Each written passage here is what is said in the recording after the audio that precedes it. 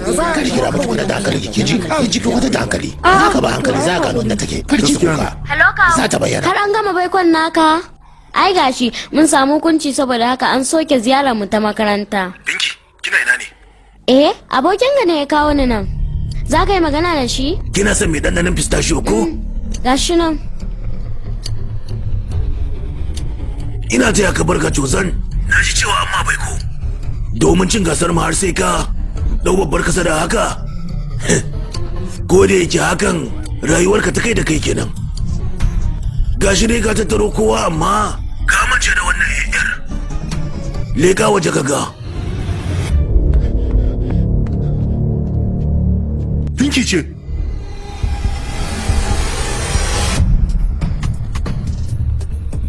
Kalli sama.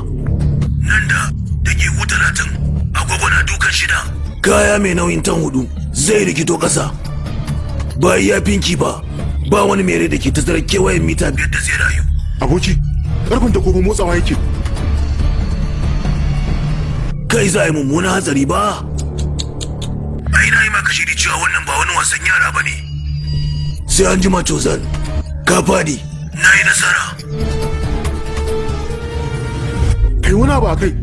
Ka gaya min abin da kai, ni kuma san baka san me na maka ba. Ina da mutane 200 da ke kusa da ni. Na san zai iya maka sauki ka kama ko da ɗaya ne daga ciki. Saboda haka na kame naka guda 1. Malam ni kadai ne, ba na da wani abin gawa zuci, ba shauki. Wannan ƙarya ce da ka saida wa duniya. Sayan tikitai daban-daban, da zama a kujeru daban-daban, yayin tafiya. Sannan ku haɗa masauki, ku sa abin yayi kamar kicibus ku kai da juna, ba ka so wani ya san batunta. To barka.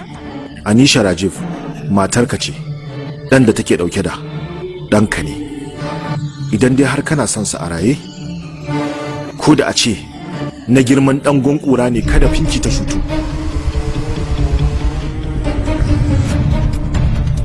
Sai da garban dakon na ce, sai da shi yanzu nan.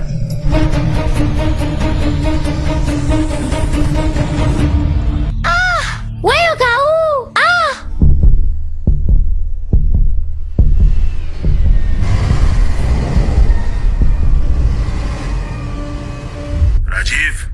Kace baka da kawazuci.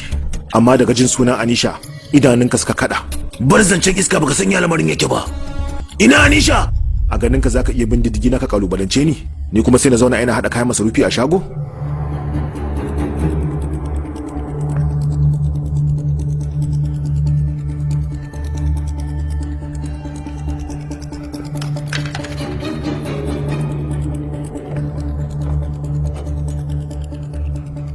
Ka san 'yan sanda suna zuwa, amma kuma ka tsaya a kama ka. Ko tunani na ma ka yi?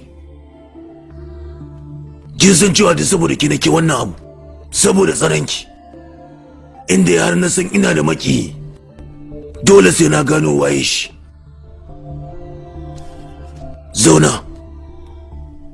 Sabanin yadda na dauka ba wani jami'i ne mai kaifin basira ba.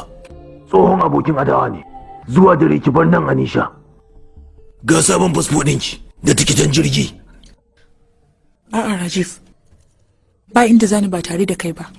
Anisha, a halin yanzu zaman lafiyanki ya fi mun komai. Kin san ba zan taɓa faɗan abu ba tare da kyakkyawan dalili ba. Kamar koyaushe sai mun haɗu fuska da fuska kafin mu yi magana da juna.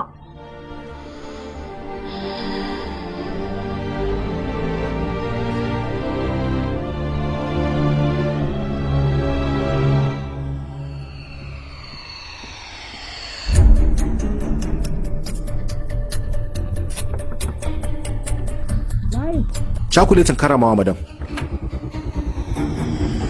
Rajiv ya ce tsohuwar adawa ce. Tun daga nan na sani. Yanzu me kake so? Me haɗin da ke tsakaninki da Rajiv? Samson baya so wani da ke raye ya sani.